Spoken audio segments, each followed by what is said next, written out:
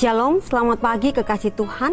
Kembali dalam renungan Light of Revival, renungan yang akan menuntun kita di sepanjang hari ini. Mari kita membuka firman Tuhan yang terambil dari 2 Raja-Raja pasal yang ke-10 ayat 30 dan ayat yang ke-31. Beginilah bunyi firman Tuhan. Berfirmanlah Tuhan kepada Yehu, oleh karena engkau telah berbuat baik dengan melakukan apa yang benar di mataku dan telah berbuat kepada keluarga Ahab tepat seperti yang dikehendaki hatiku, maka anak-anakmu akan duduk di atas tahta Israel sampai keturunan yang keempat. Tetapi Yehu tidak tetap hidup menurut hukum Tuhan Allah Israel dengan segenap hatinya. Ia tidak menjauh dari dosa-dosa Yerobeam yang mengakibatkan orang Israel berdosa pula.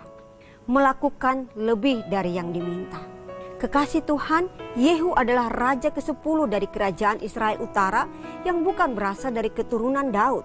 Ia menjadi raja untuk menumpaskan keturunan Ahab dan Isabel serta seluruh kroni-kroninya. Hal ini sesuai dengan yang difirmankan Tuhan melalui Nabi Elia dan Elisa. Dan benar, setelah menjadi raja, kalau kita membaca di dalam ayat-ayat sebelumnya, Yehu benar-benar melakukan dan melaksanakan tugasnya itu. Ia memberantas seluruh keturunan Ahab dan Isabel, bahkan semua kroni-kroninya. Diberantasnya sampai habis. Allah sendiri memuji hasil kerja Yehu. Di dalam ayat ke-30 kita baca tadi. Namun sayangnya, catatan akhir kepemimpinannya selama 28 tahun tersebut dikatakan bahwa Yehu tidak tetap setia. Yehu tidak tetap hidup menurut hukum Tuhan Allah Israel dengan segenap hatinya. Mengapa bisa demikian? Alasannya dijelaskan dalam kalimat selanjutnya. Ia tidak menjauhkan dosa-dosa Yerobeam. Kekasih Tuhan, perlu kita ketahui bersama bahwa Yerobeam bin Nebat adalah raja kerajaan Israel Utara pertama yang membangun 2 anak lembu emas dan menempatkannya di 2 kota, yaitu kota Dan dan kota Betel, sebagai tempat penyembahan yang baru, tempat peribadatan yang baru bagi kerajaan Israel, secara khusus Israel Utara. Agar rakyat Israel Utara tidak perlu mengunjungi kota Yerusalem untuk melakukan peribadatan mereka. Selama 28 tahun kepemimpinannya, setelah Yehu berhasil memberantas Ahab dan seluruh keturunannya, sebenarnya Yehu bisa pula memberantas Israel Utara dari penyembahan terhadap 2 anak lembu emas ini. Yehu bisa melakukan pembaharuan terhadap Israel Utara. Tetapi Yehu tidak melakukannya. Yehu puas dengan melaksanakan apa yang menjadi tugasnya. Yehu tidak melihat skop yang lebih luas dalam konteks penyembahan ibadah kepada Tuhan.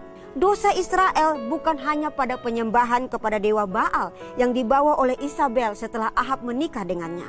Tetapi ada dosa besar yang dilakukan sejak awal berdirinya kerajaan Israel Utara. Dan ini seharusnya menjadi perhatian dan sasaran kegeraman Yehu pun, seperti dia geram terhadap keturunan Ahab. Tetapi Yehu mengabaikannya. Apa pelajaran rohani bagi kita? Yang pertama, dalam melakukan pekerjaan Tuhan, jangan ragu untuk melakukan lebih dari yang diminta. Jangan takut untuk melakukan lebih besar dari yang menjadi tugas tanggung jawab kita. Hanya karena berpikir itu bukan tanggung jawab saya, itu tanggung jawab dia, itu tanggung jawab kamu, itu tanggung jawab kalian, dan itu tanggung jawab mereka. Ini bukan bermaksud untuk merampas tanggung jawab atau mengambil alih tanggung jawab orang lain. Tetapi maksudnya adalah jangan berpikir bahwa yang penting saya sudah melakukan bagian saya.